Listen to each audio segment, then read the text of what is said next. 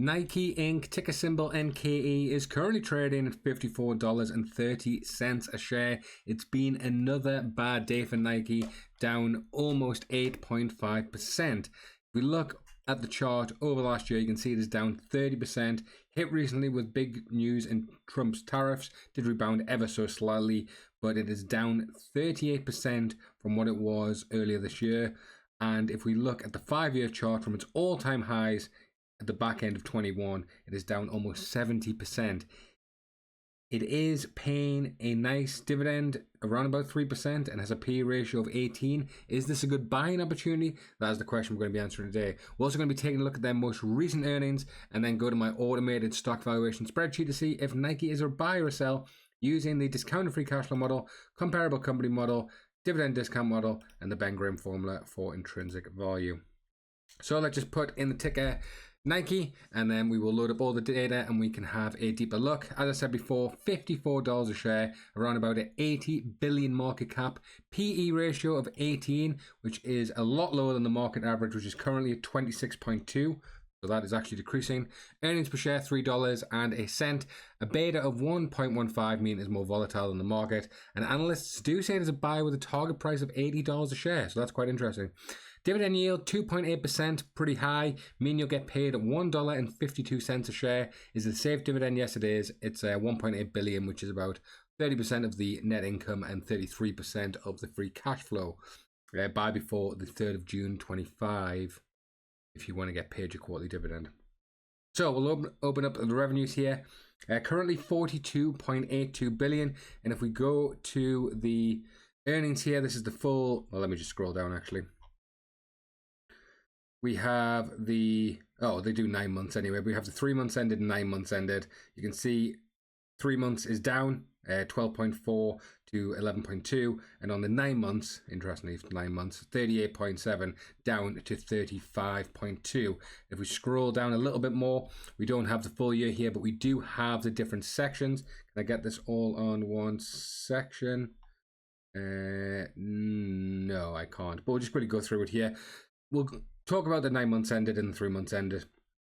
There's a split in their different sections: North America, EMEA, Europe, Middle East, Africa, Asia Pacific, Latin America, and then they have the total Nike brand down here. And this is split between footwear, apparel, equipment.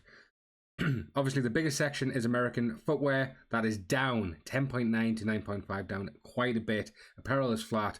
Equipment is up quite a bit, 23%, but you can see it's a much smaller section, which brings the total revenue down. European footwear down, European apparel down. Oh, sorry, I missed this out. Greater China as well. Down.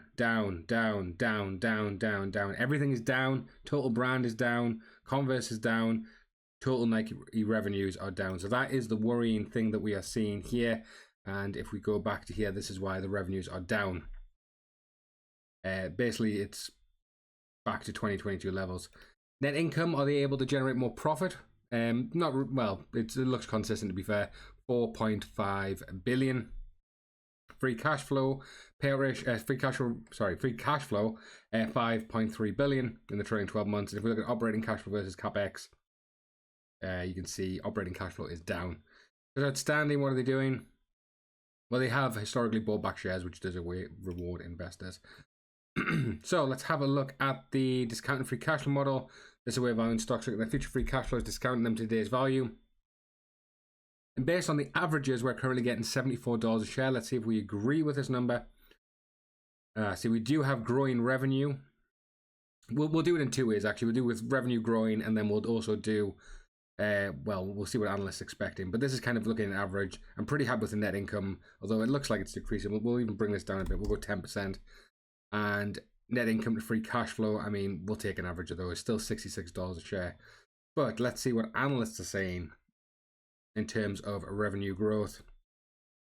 Yep, see decline in 50, 45.9 and 45.4. So let's do some declining revenues. We'll do, oops, misclicked. -1%, -2%. Still puts it at about fairly valued, maybe a little bit of a buy. But if we do what the analyst was saying, which was I can't actually hit the exact numbers because of what it is here. But yeah, basically may be fairly valued, and that is with it having declining revenues, but everything else staying pretty much the same. So yeah. Next, have a look at the dividend discount model. Before though, please check out my Patreon if you're interested in this. It's the $4 tier. I've had a lot of happy customers, happy subscribers, happy patrons, and I'm pretty happy about that. That people are enjoying the sheet and using it. But anyway, dividend discount model. We have it. No, that's a very high. Let's see. So currently they have a growth rate of around about 10%, although it's decreased recently to about 8%. And you can see that dividend discount model loves this. $300 a share. I don't think Nike's that price, but you can see basically according to the dividend discount model, it is well, there's a buy. Ben Graham formula for intrinsic value. He doesn't like stocks at the minute because of the bond yield at the minute, which is 5.29%. But analysts are saying Nike is growing at negative 1%. So yeah, Ben Graham is going to hate the stock. -1. $18 a share. So Ben Graham doesn't like it. Dividend discount model likes it, interestingly, and the discount free cash flow model has it about fairly valued. So finally, let's have a look at the comparable company model. This is where valuing stocks, looking at competitors. So a couple that jump out, we'll do Under Armour.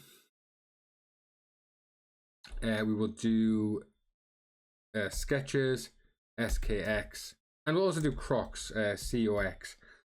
And we can have a compare. So what we're looking at here is revenue growth rates, net income, EBITDA, profit margins, price to sales, price to book PEG, EV to revenue, EV to EBITDA, PE, and forward P. Now, unfortunately, I say unfortunately, in terms of comparing, Under Armour is not profitable. So let me just switch these two out, and then we'll just do a compare against Crocs and Skechers directly. Enterprise value, Nike is the biggest. Revenue, it's the biggest. Revenue growth rate is the smallest. EBITDA highest. Similar margins to Skechers, but Crocs is very, very high. Price to sales market average is around about 2.7, lower than all these. Price to book market average is around about 4.5, higher than this. PEG, Peter Lynch's price to earnings growth, ideally want this under 1. Nike is about 6. EV to revenue, it's the highest. EV to EBITDA, it's the highest. PE, it's the highest. And forward PE, the highest. So compared to these two specifically, it is not a buy, $35 a share. So that is pretty interesting as well. Let me see if I can add another company in here, although it is... we could do Adidas, but let's just see if we have the data here. Some of these other companies. Now, the enterprise value, things like that, no, unfortunately we don't have it because it is a German company. We'll do this one, VCF. VF Corp, this is... let me just open it up on Google on my other screen.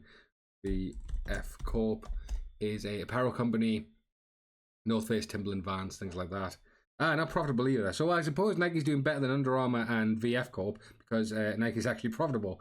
But you can see here, forward PE highest, EV to EBITDA second lowest, and EV to revenue highest. So it does not look like Nike is a buy. The declining revenues are worrying. The declining footwear is probably the biggest worrying factor. Models say it's about fairly valued or over. Well, discount free cash flow model says it's about fairly valued. Comparable company model says stay away. Right, guys, thanks for watching. Please give a like on the video if you enjoyed. Subscribe if you're not already, and I'll catch you guys next time.